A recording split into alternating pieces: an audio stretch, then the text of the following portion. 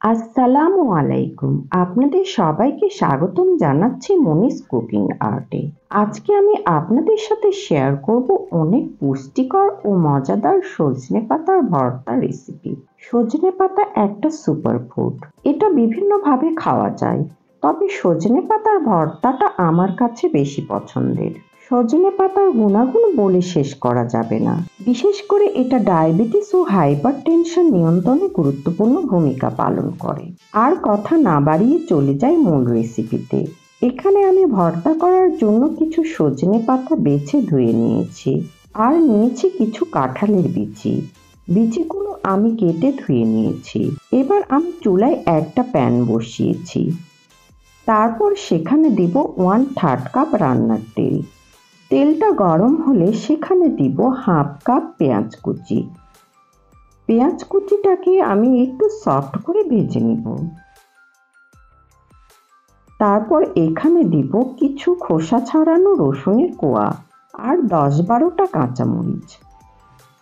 এবার সবগুলো উপকরণ মিনিট খানেক তেলের মধ্যে ভেজে নিব। তারপর এখানে সজনে পাতাগুলো দিয়ে দিব।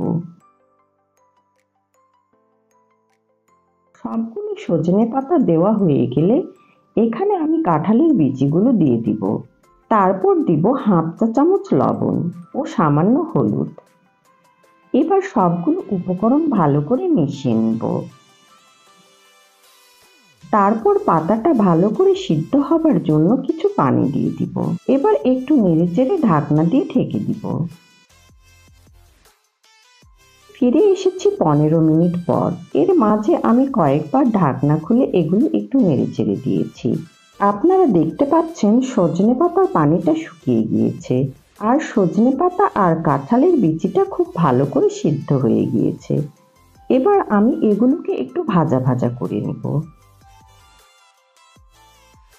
সজনে পাতাটা ভাজা ভাজা হয়ে গিয়েছে। এবার আমি এটা ঠান্ডা করে বেটে নিব। আমি সজনে পাতাটা বেটে নিয়েছি। তৈরি হয়ে গিয়েছে আমার ভীষণ মজাদার সজনে পাতার ভর্তা। এই সজনে পাতার ভর্তাটা গরম ভাতের সাথে খেতে ভীষণ ভালো লাগে।